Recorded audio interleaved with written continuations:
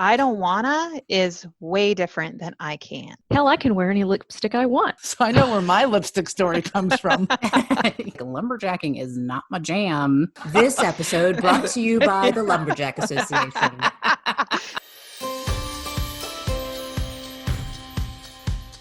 Hi, I'm Laura. Hi, I'm Sara. And I'm Kim. This is Nikki. And I'm Louise. Hi, and welcome to the Best Parts Podcast, where we invite you to pull up a chair and think about your best parts, which are all your parts. Hello, everyone. This is Nikki, and I'm inviting you to pull up a chair and join us today for episode 7, our very last episode of our very first season. There's a lot of ground to cover today, so let's just dig right in. We, as a group, had quite a bit of discussion about how we wanted to wrap up our first season. We've learned a lot of things, had a bit of redos, struggled, fell down, popped up, gotten excited, discouraged, and had all the feels. It has been a journey that brought us to today. We've also started discussing what's coming around the bend for season 2, so stay tuned for that. Ultimately, since I'm back at the moderator microphone, I was given the responsibility of figuring out what the heck we still had to say. And as part of that awesome responsibility, I just went through and binged all of our past episodes. We have a few things that keep showing up for us this season, and I'm just going to list them out after listening to all of our amazing episodes, which still made me laugh and have fun. Many of us came from a place of feeling wrong or other than, and we just didn't fit in. The necessity of starting where we are right now to intentionally move life forward. I'm going to say the next one with a big gulp because we spend over 90,000 hours at work, and it still hits me in the gut to think about that. Reinvention requires us to consistently make conscious and intentional choices that move us in a new direction. Taking the first step creates momentum. There is power in saying yes to what lights us up. We have one body in this life, and we are responsible for it. Integrating all the who's and the roles we exist in allow us to experience the fullness of life and live holistically. We have a unique view, unique limitations, and unique passions, and that's all a great thing. There is power in knowing our parts. Leaning into a space where we are safe to be ourselves, accepted as we are today, encouraged to keep going, and held when we struggle is transformational. And of course, all the parts are the best parts. Oh, and spirit animals. Can't forget the spirit animals. I saw something the other day, and this came up with the group that I'm running this week too, is you said something about taking the first step. And I saw a quote that said the most difficult step is 0 to 1. And I think that's a theme that's come up throughout, is just getting started sometimes is the most important step for us. And we've seen it through all of the things, through all of our themes throughout the entire season, is just getting started, the momentum. And a body in motion stays in motion, that thing that I came up with. Sarah's most famous quote. Yes. Yeah. So I don't know. That's just one that really stands out for me. Why do you think it's so hard, Sara? Fear. I think a lot of people are afraid to start, like whether it's with movement or working with a life coach or decide to talk to their parts or change a career. I think it's fear of what if, and what if it doesn't go the way I want. And that very first step can be really scary. Like we talked about jumping off the cliff or starting our parasailing, right? Kim's stomach drop. So I just think that's what it is. It's fear. And once you start moving towards a goal, I think it gets easier and easier. Do you think that we ever skip over that step? No. Do you think we skip do you mean like maybe go 0 to 2? Yeah, maybe it's 0 to 2. Because I was just thinking, when we talk about being intentional, it's really understanding that you're there at 0. It's being fully present and knowing that first step is, although very scary, is something that you really want to do. There's a connection there. I feel like sometimes in my life, I've gotten to a place where I'm on step like 5 or 6, and I don't remember that step 0 to 1. I don't remember being intentional to take that path. Like I think we do it in our relationships, we do it in our careers, we do it financially, that we get to a point where we haven't been present to make that intentional 0 to 1. Maybe something gets handed to us, that promotion, or all of a sudden there's that relationship, that person that's behind you in line. And it's sometimes I was just curious if it ever felt like you weren't present when you went from 0 to 1. Oh, then yes. Because I think that I think we start at 0 every day we get up. Every day gives us a new opportunity to take that new step, but it's very often unintentional steps that we take. And we talked about this before, right? Is all the unintentional steps we take every day and all the unintentional choices we make every day, but that intentional, like, oh, this is where I want to put my feet on the path, not just wandering and ending up on the path. That happens to us every day because of these unintentional choices. Yeah, I think I take that resounding no back to in case I misunderstood the question. I thought you were asking something else. But yeah, I think that intentionality I think that's rare at that when we recognize we take that first step. And I think for me, a lot of it comes from habit, how I'm used to living. This is how everybody lives, right? This is what we do. And it's personal, but it's also societal habit. Yeah. And I think that keeps us going on this one trajectory, that making that intentional 0 to 1 step is not as frequent. And even like changing that 0 to 1 step, like you said, Kim, every day is a chance to start at 0. And so the difference between doing that step out of habit, rolling over, grabbing your phone and scrolling through social media, or saying, today I'm going to meditate, you have to consciously choose something different if you want something different, or if you are just used to saying yes to everything and everyone, and as opposed to, is this really something I want to do, and having that pause in there. Yeah. Yeah, I think it's about choices, and we forget that we have a choice.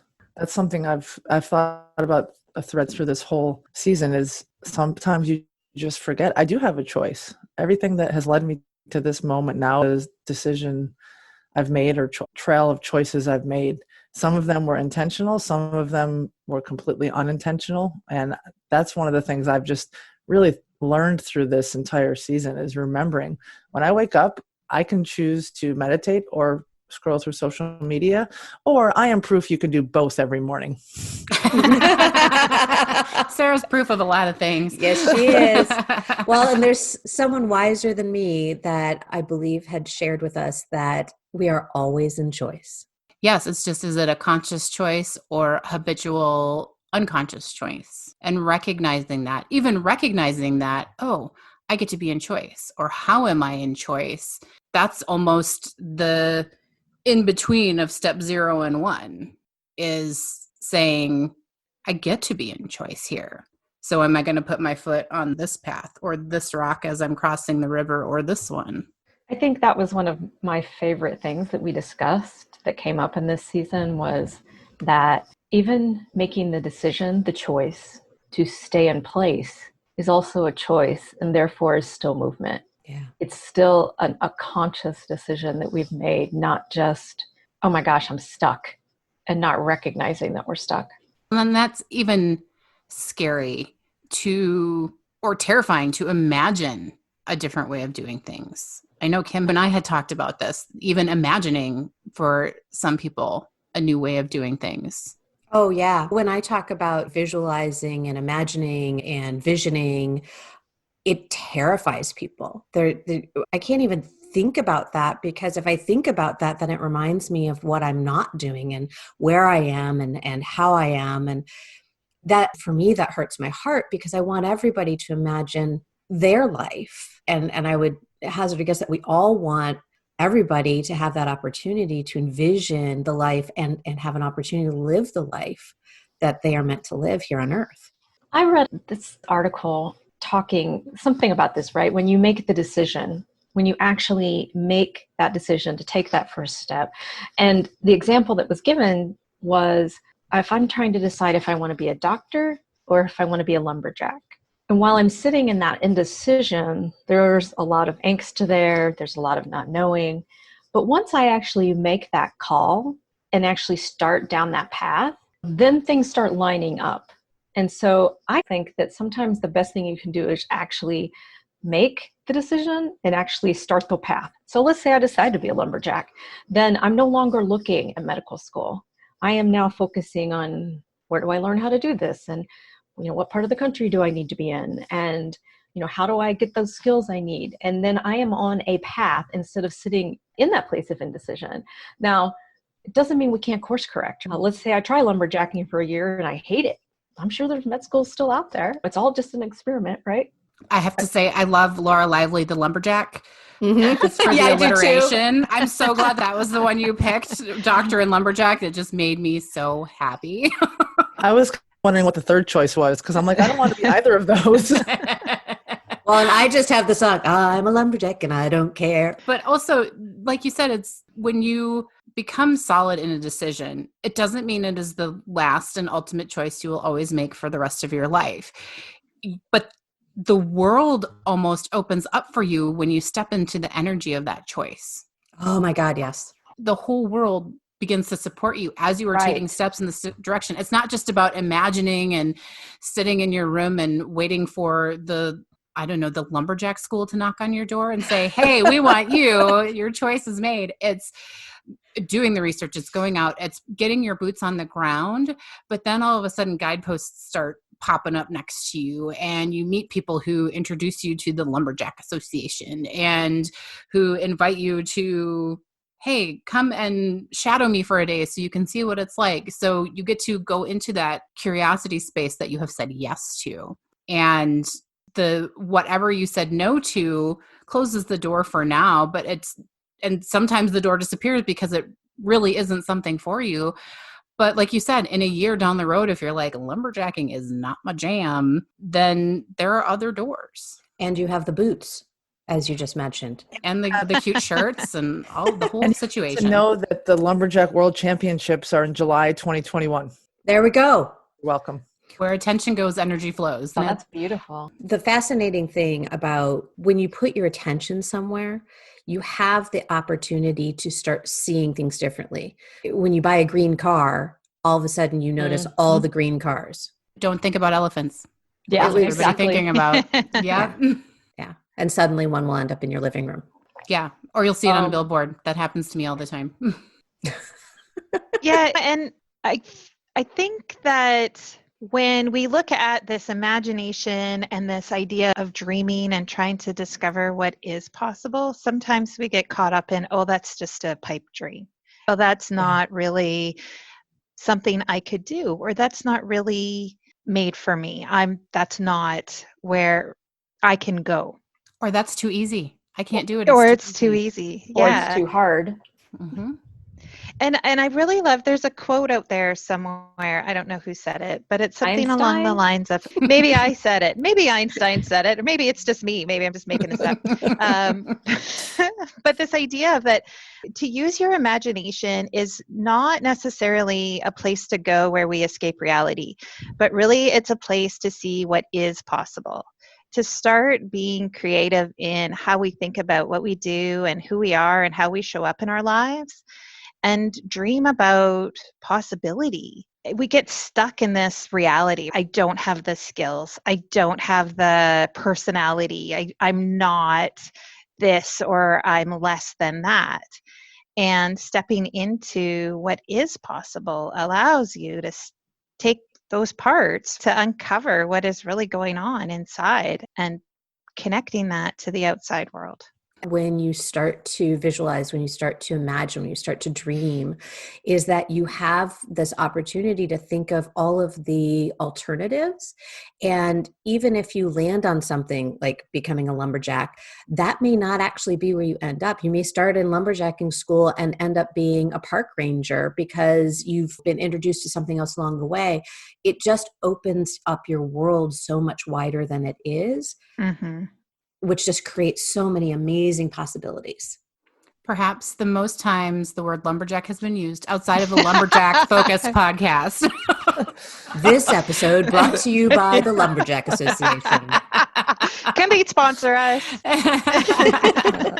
But I also love what you said, Louise, about you tell yourself these things, and especially with your NLP background, the power of words, like this is hard versus this is not easy. How do those words feel different to you? So if you're telling yourself, I can't do this, you're going to believe those words, but that also means you have the power to use different words when you talk to yourself.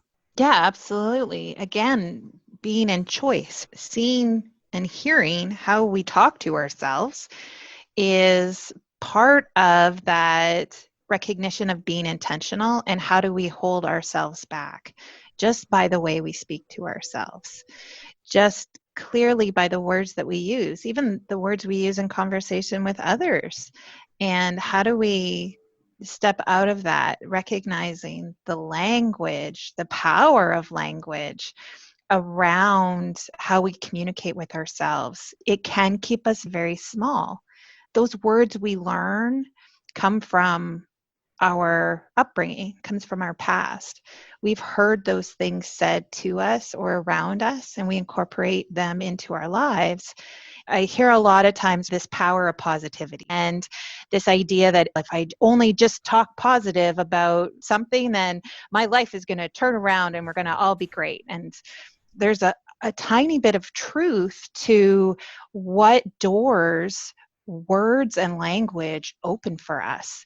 And I'm not saying you go around thinking that the world is a sunshiny place when we've got all kinds of chaos and disruption and injustice in the world. I'm not saying that we turn a blind eye to that, but when we start talking about who we are and how we want to show up in the world in a way that is integrous to who we are, really are, then that starts the step, right? That's all the start of that intentional choice. Everything you just said made me think of the word hope.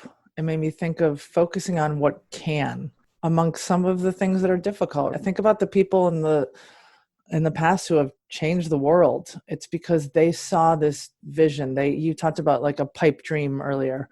And I think that's the big thing, is you have to have this vision of where you want to go and where you can take your life before you can start taking steps towards it. And once it becomes so clear, I think it's easier. You start realizing, oh, this is what I want. And that's when, if you're thinking about that green car and all you're thinking about is, I can't wait to buy a green car, you're going to make choices that are going to get you to working towards getting that green car. And that's just what you made me think of is, yeah, there's injustice. There's all sorts of things going on in this world that are difficult. And the way to change it is to think about what is possible. And that first step is hope very often, right? In that instance, that first step is it leaning into hope, leaning into changing your mindset slightly, right? It doesn't make everything else go away, but it makes the way that you respond to it different.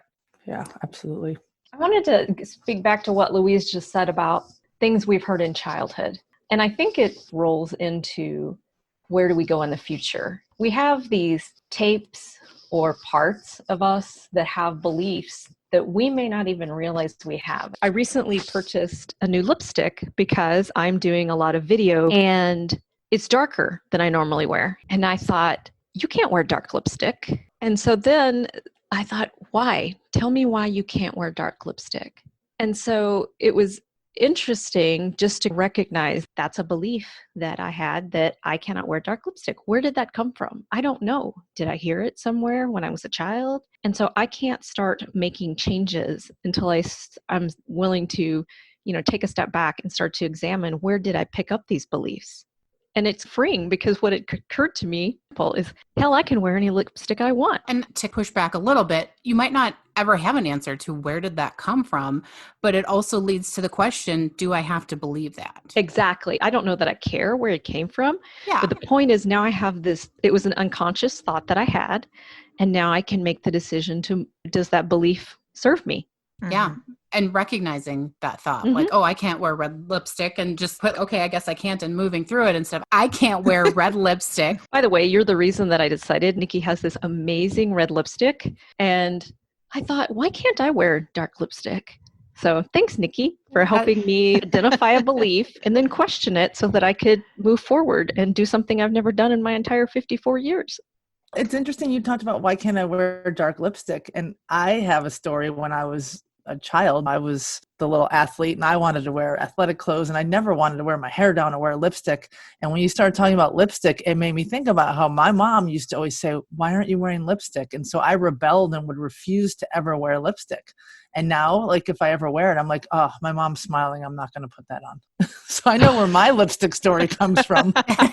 Yeah, you do. But it's being told you're not good enough if you don't do this. And being able to know what the story is and where it's coming from, you can change the narrative. And for me, there's certain things I am good enough. And I think that's really important to change the words in the narrative. So I love the lipstick. I also love that what's good, what works for me doesn't have to work for you, Sarah. You don't want the lipstick. Yeah. You don't need the lipstick. There was a part of me that would love to wear dark lipstick, but I've never had the guts to do that. So I love that this same little point. It's okay if I want it and okay if you don't. As we were talking here over the last few minutes, the thing that came up for me, the word that came up for me that I think is the doorway into noticing maybe where your stories come from, or maybe what your stories are, the words I can't. And when we start to hear those words repeated back to us, I think it's time to take a pause and to say, why not? And maybe it's more of, I don't want to, because I don't want to do that. Yeah, and that's fine. And that's fine, but it's not I can't. I don't wanna is way different than I can't. Well, And I don't want to is a choice, and I can't is giving up any control that you have and giving that elsewhere. mm-hmm. Can't lives on Won't Street, as I always say. Can't lives on Won't Street? Yeah. So is it that you can't or that you won't? And that's what I'd look at is if someone says, I can't, maybe it's because you won't do it. You won't figure out how to do it. You just succumb to, I can't. And it's how I can't hits your brain too, because your brain believes what you say, what you tell it. And so if you say, oh, I can't do that, your brain's like, yeah, you can't. And I won't do that, or I choose not to, or I don't want to do that is, okay, yeah, we don't want to do that. What else can we do? And so to even change it to a question and say, do I want to do that? Is that something I'm excited about? Lets your brain answer the question instead of telling it, this is how it is. And so like when Lara said, why can't I wear dark lipstick? Then your brain starts trying to answer that question. Why can't I? I don't want to, or you know what? I was told that it was wrong, and that's, for my curious brain, that is what opens things up. Yeah. Asking those questions. It's one of the gifts of coaching as well, and being in community is having people say, why can't you? Or why won't you? Like what Sara just said, if she has somebody on her team who said, I can't do that, I fully can see you saying can't lives on Won't Street and having them talk about it.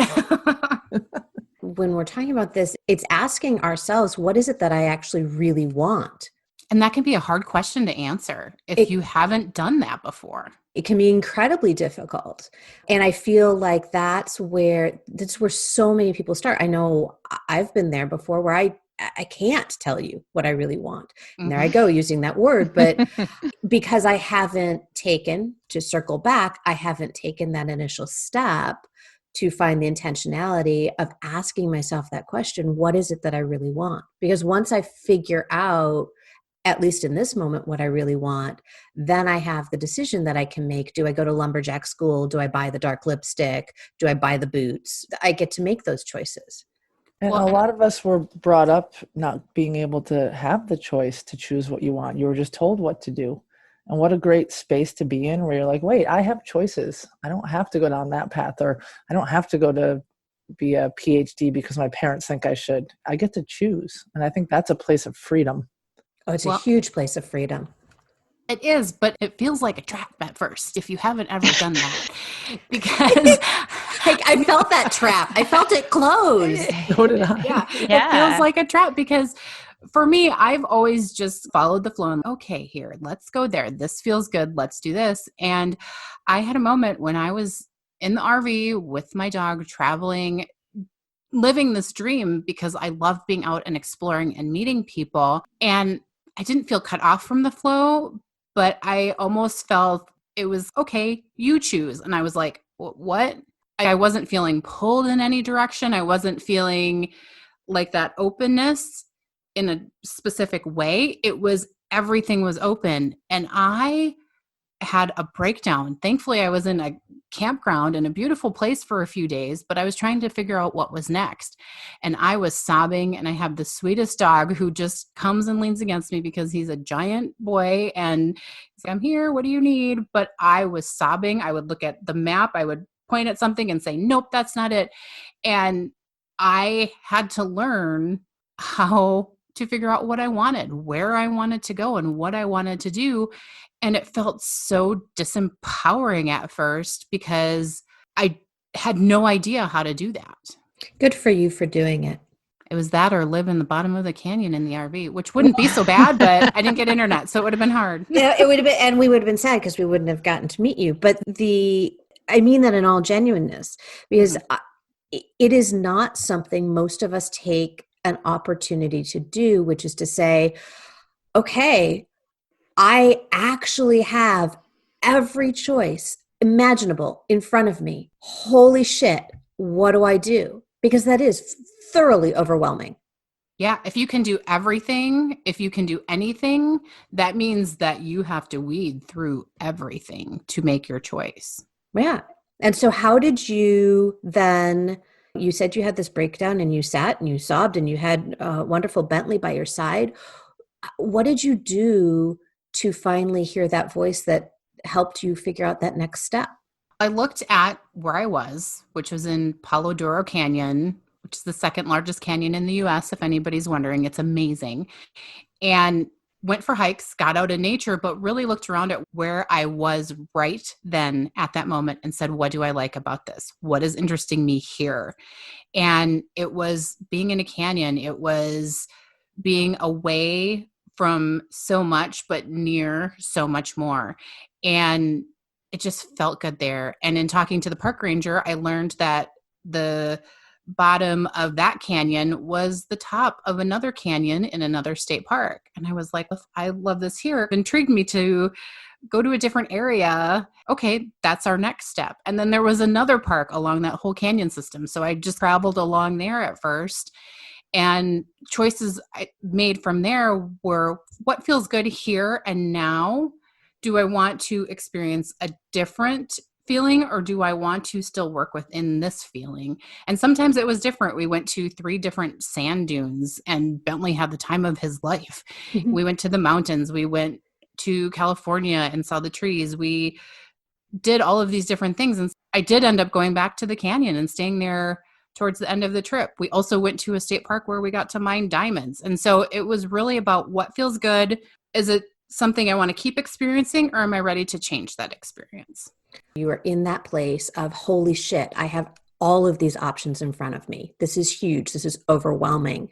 And then you narrowed it down to that question of, but what is it that's happening right now that I really love? And that takes me back to the episode where Louise was talking about the index cards of, what do I love about what I'm doing and what is making me cry?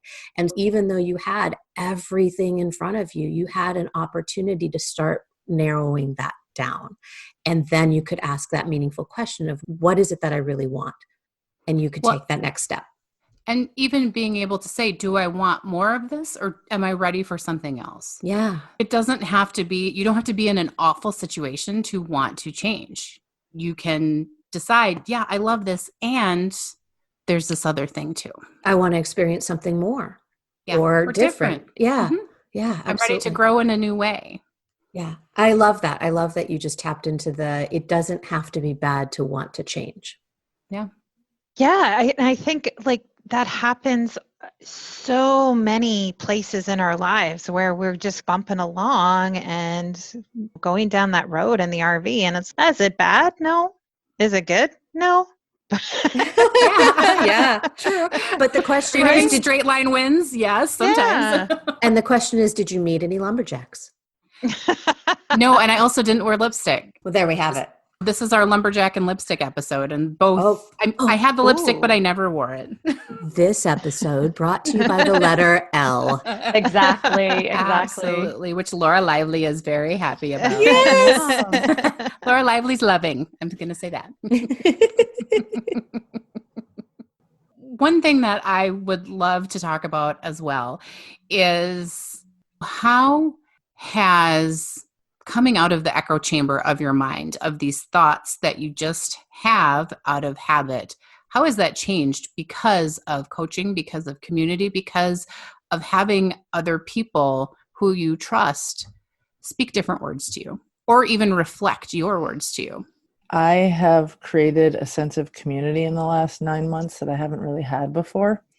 I have people in my life that are cheering me on and telling me that I am good enough and getting excited about the things that I want to do in this world, and that it's okay to ask other people for help and it's okay to let other people support you. I think that's been a big shift for me.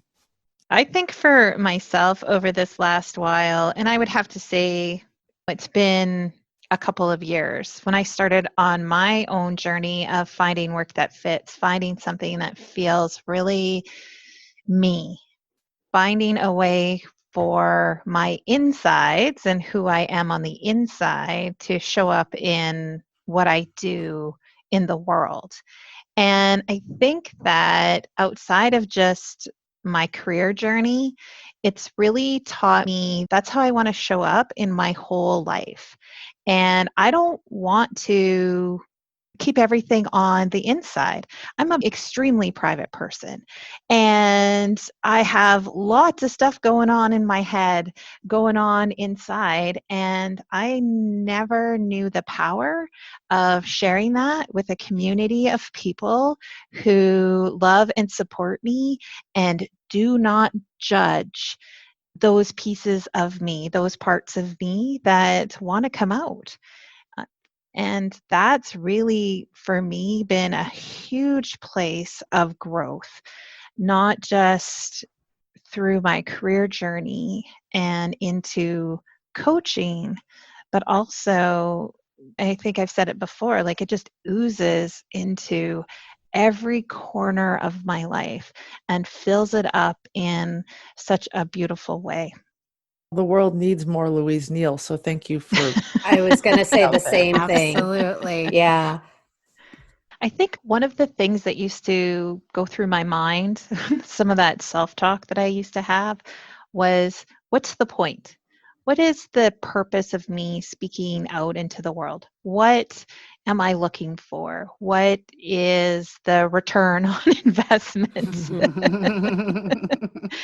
And I've really come to appreciate and love about myself is that sometimes the purpose or the point is just to say it out loud. Louise, I am so appreciative that you have expanded your voice and have allowed us to be a part of that.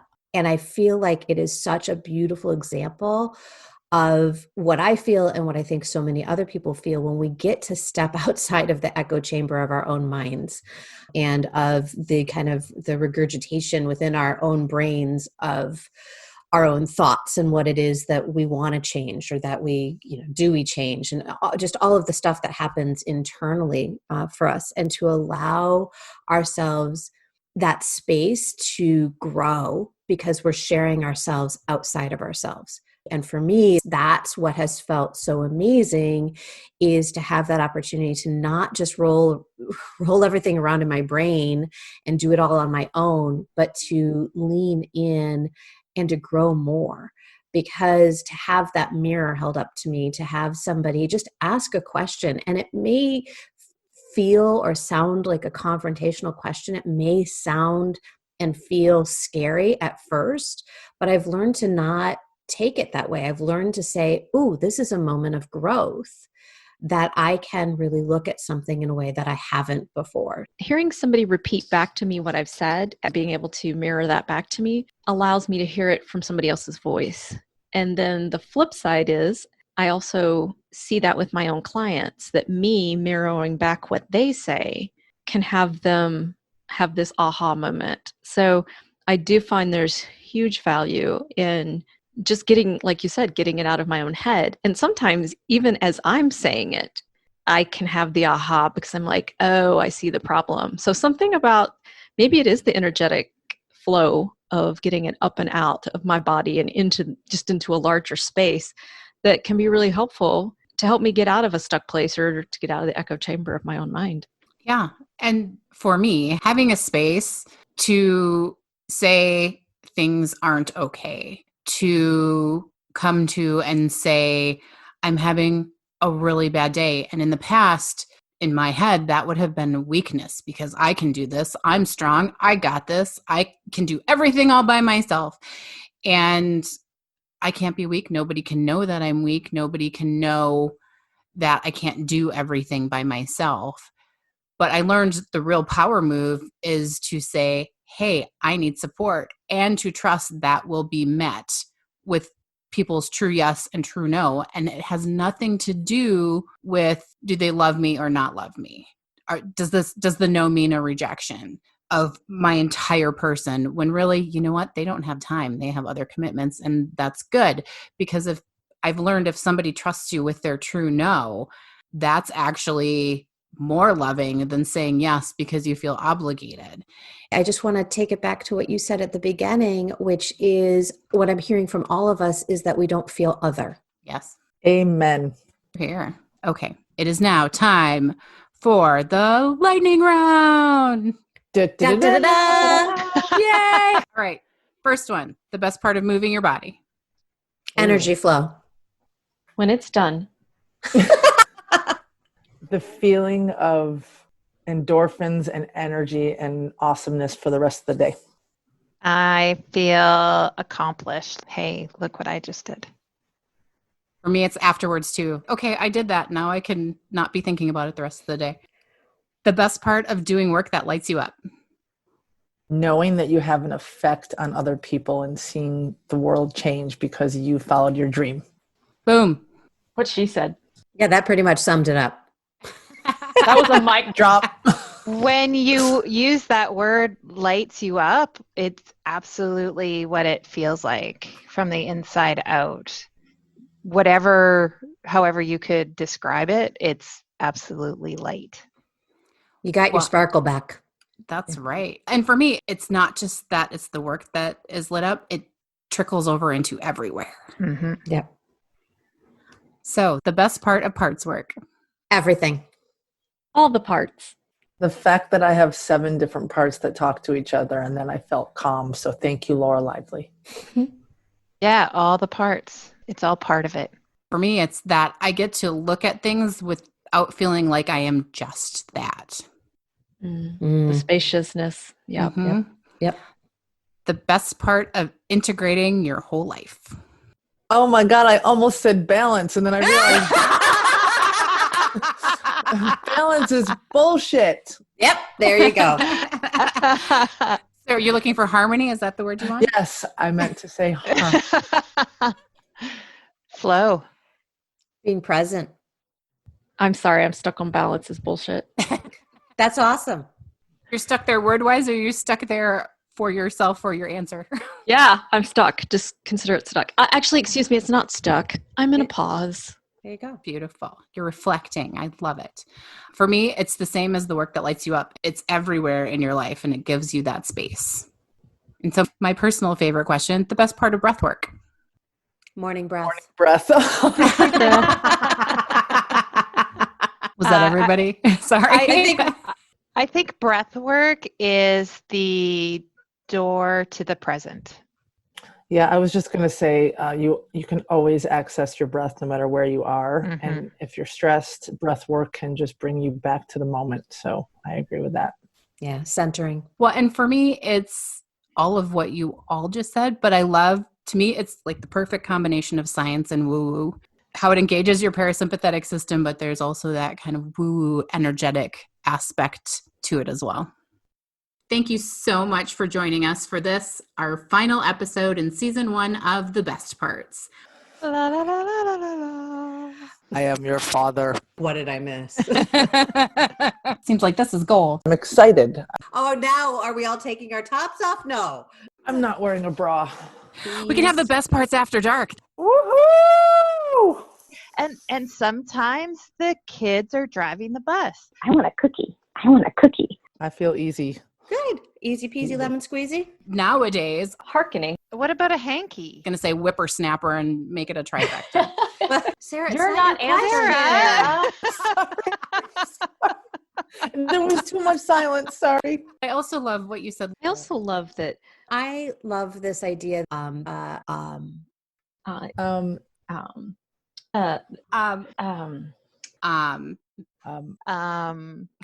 Um, Um, um, so So yeah. well, Well, okay. um, Well, you know, I mean, like, like, like, like,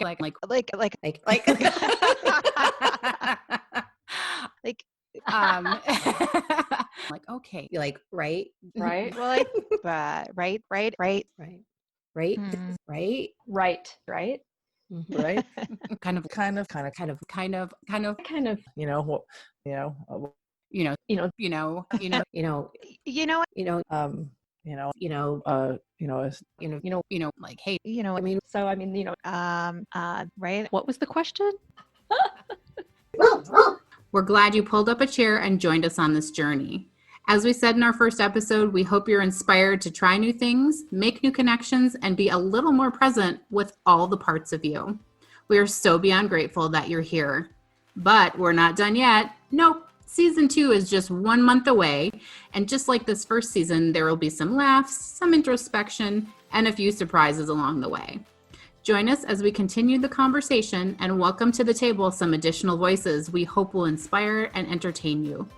We're excited to get started and even more excited to share it with you.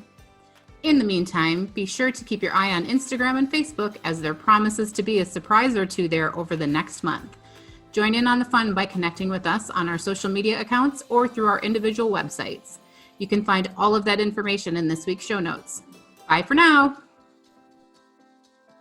Thanks for joining us today for another episode of the Best Parts Podcast. If you like what you heard today, we would love it if you would share this podcast on social media or with anyone else you think would enjoy it.